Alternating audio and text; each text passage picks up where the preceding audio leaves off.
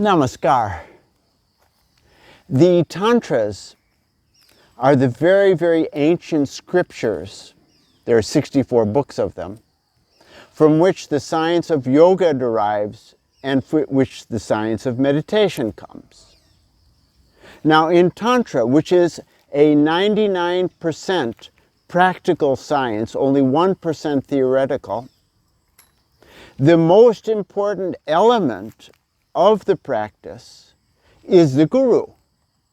Now, what is the meaning of this word guru? Guru. It means, literally it means, the one who dispels, who gets rid of the darkness. Means the one who brings the light. The guru is, really speaking, an element of the Supreme Consciousness. It is that element of the Supreme Consciousness which is guiding and helping us every moment of our existence if we are aware of it. The grace of that element of the Supreme Consciousness is constantly raining upon us. Whenever we take our ego away, we get the benefit of it, and we move in the right direction with a greater speed. Now, if any individual is completely manifesting those particular qualities, means the quality of constantly guiding, constantly helping, constantly loving others, then he may embody the concept of guru in himself or herself. So, as an individual, if there's an individual who is embodying the concept of guru, then that person is constantly guiding and inspiring. If not by their words, then by their action.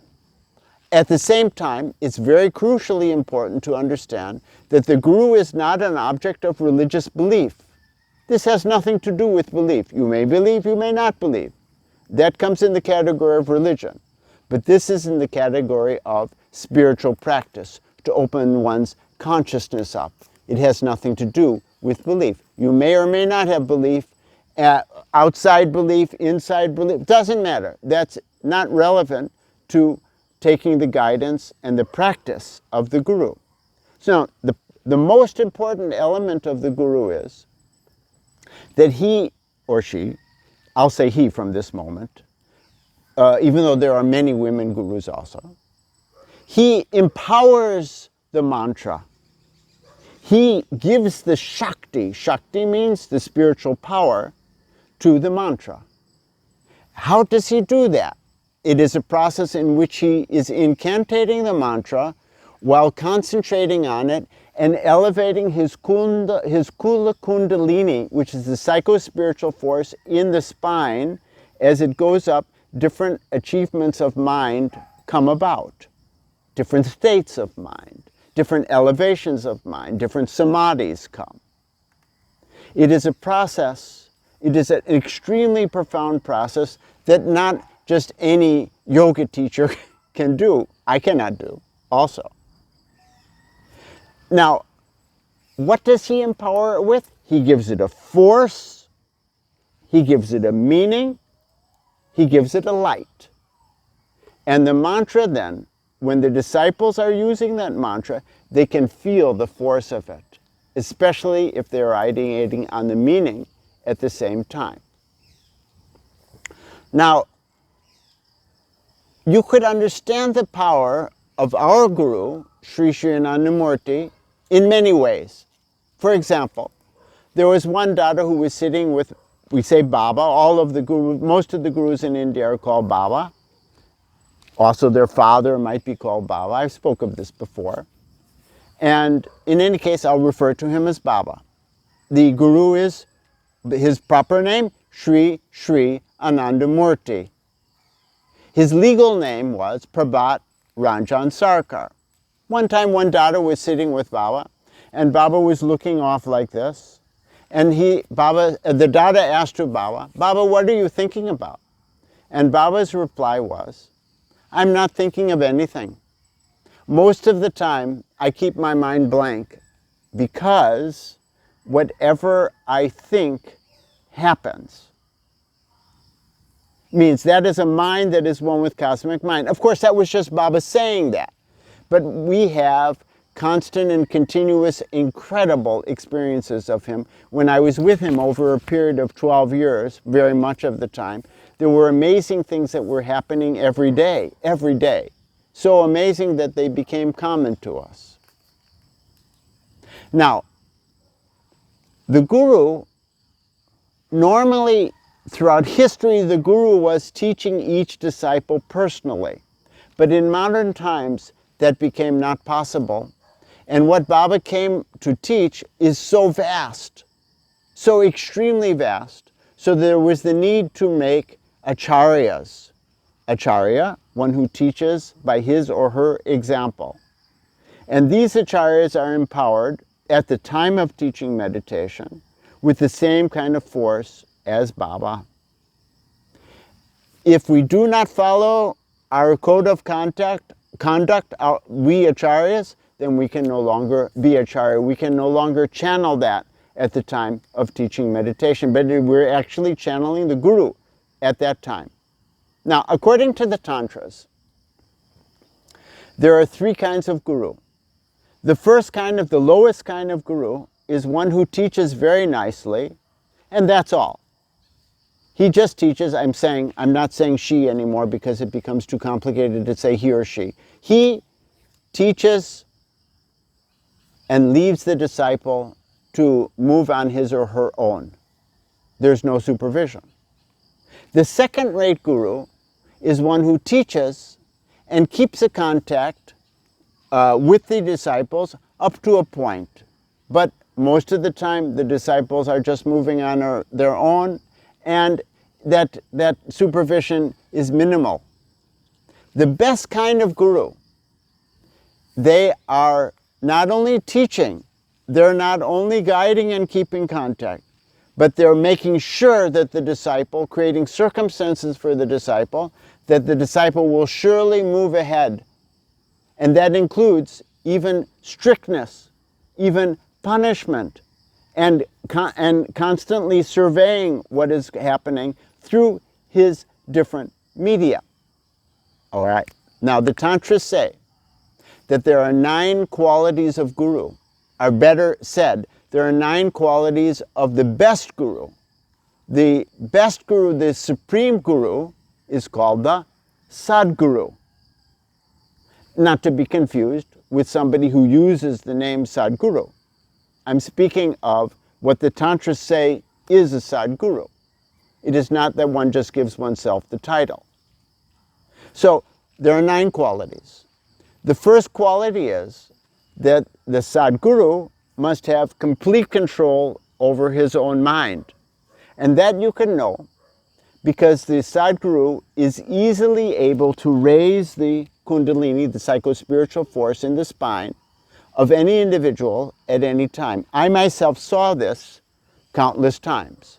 Countless times, Baba would say, just for example, there were many ways that he would do it. He would just say to one Dada or one Margi or one Didi or one whatever, he would say to them, do meditation, close your eyes, put your mind in your chakra. Now, your mind is going up from the lowest chakra, he would say Muladhara chakra. It is entering into the Swadhisthana chakra, that's the second chakra. And now it is moving up to the Manipur chakra, that's the third chakra. And he would instruct the Kundalini in this way. And then the individual would go into the extreme state of trance, of higher consciousness. I saw this many times. There are other ways. He would use a stick and say, now I'm instructing, it will be going up, etc. He had this capacity. Not only I saw, of course, thousands of other people, many thousands of other people would see this kind of a thing. And yet Baba was doing it always as a demonstration, not trying to prove that he had occult power. He would explain us different things. Every time he would do a demonstration, he would explain the science. Most of these demonstrations were for the acharyas, because we needed to know these things. Secondly, the Guru, Sadguru, he should have modest speech and modest appearance. Baba would never talk ever about how deep his knowledge was, how great he was. And he used to be in, always he would be in simple clothes. His clothing was mostly only white and the other very soft colors, yellow or gold, but it was mostly white, simple, almost all the time the same. Nobody knew much about the details of his past except what other people used to tell us about, because Baba didn't talk much about these things except for some interesting experiences that he had. And at the same time, but at the same time, it's interesting that from his very childhood, others used to say of him, his friends, as well as the adults, as well as those in the school system, they used to call him a walking encyclopedia because he had such a vast knowledge, even at a very young age. Nobody could understand how he knew all those things. And he used to help all the other students in simple ways, helping them with their tuition, helping them with their study, providing example in sports. He was always exemplary. He always respected his mother and would follow her instructions also. A modest life. Third point, the guru should be a family person, not a renunciate monk. Not guru, but Sadguru, the highest guru. And because he needs to provide example not only for the monks and nuns, the dadas and didis, whomever, but also for the family people. So Baba had his family, he had his wife, he had his son, later he had an adopted son. There were some dramas that took place with those things which were very, very interesting. I can talk about that later. But he had that, and he was an example.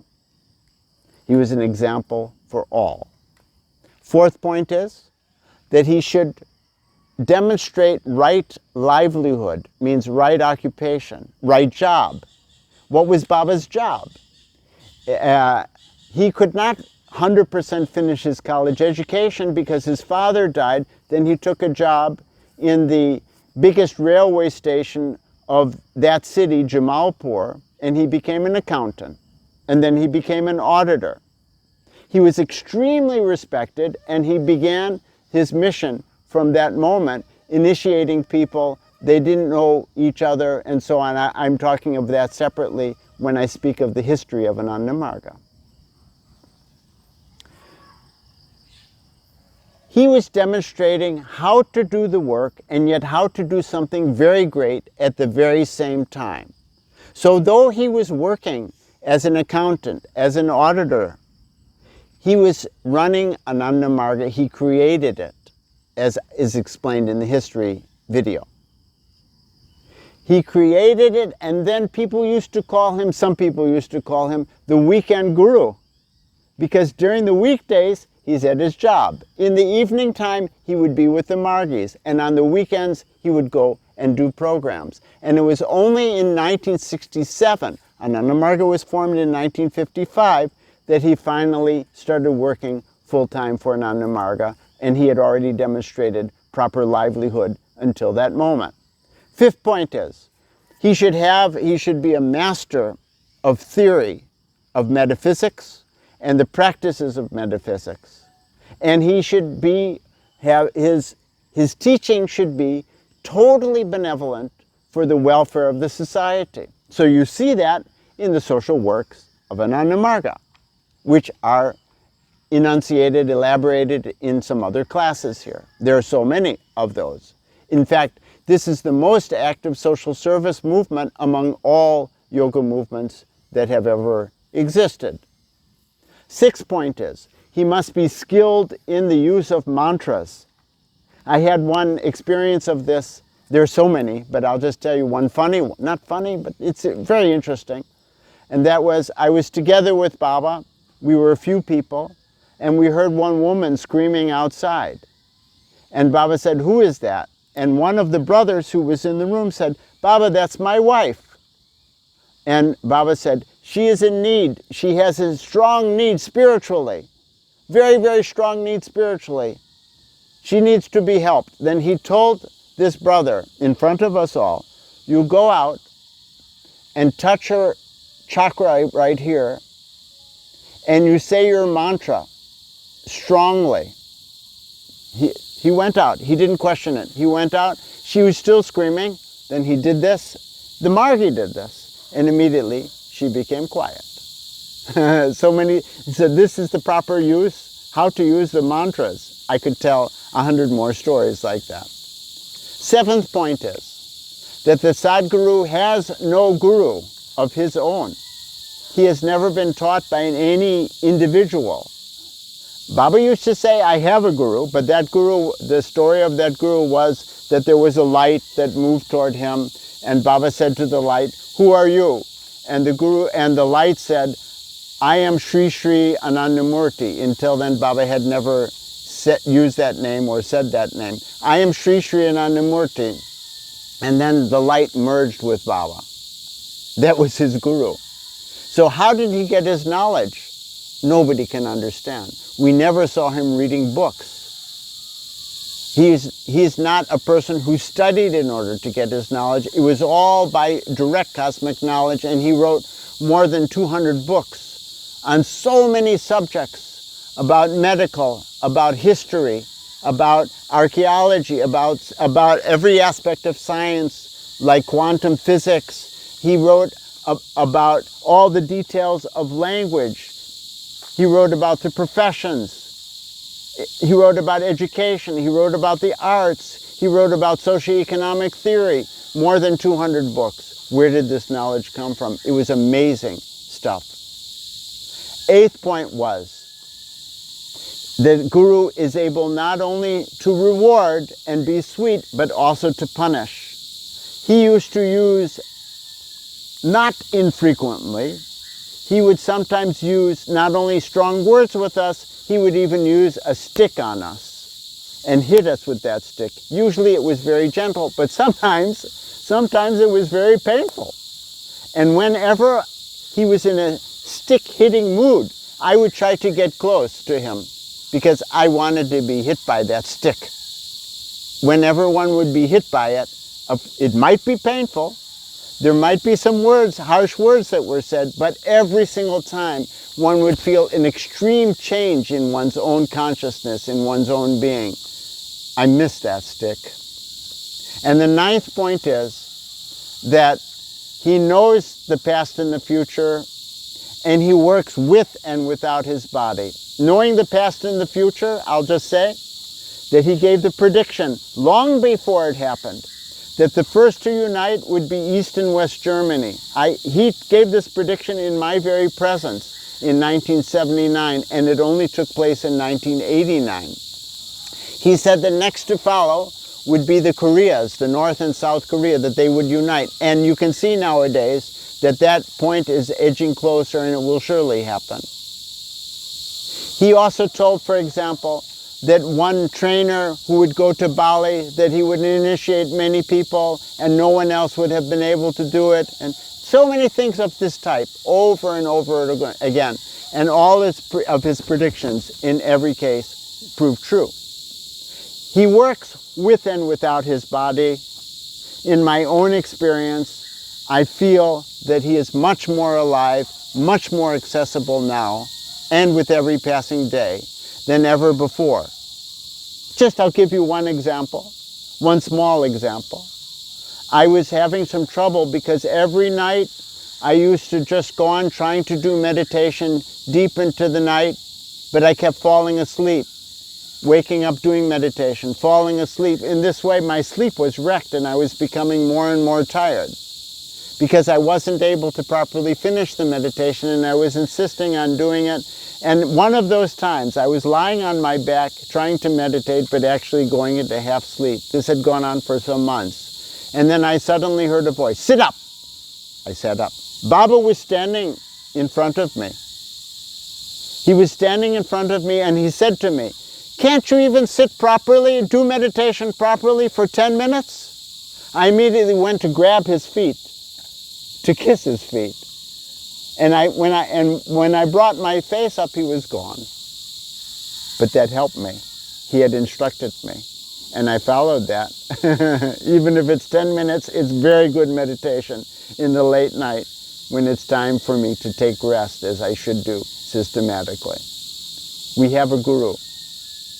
Like, excuse me for saying, I have no right to say this because I don't really know all of the other gurus, but my feeling is, just my feeling, we have a guru like no one else. You are very, very lucky to have this kind of guru who you can test all of his knowledge in every way that you want, and you will find that it's right. Maybe there are defects in the members of Ananda Marga, individuals who follow this philosophy, but we're trying. But in the philosophy, in the practice, you cannot find any defect. You'll find a perfect system. We have a wonderful guru, and my congratulations to you for coming onto this path. Thank you, and namaskar.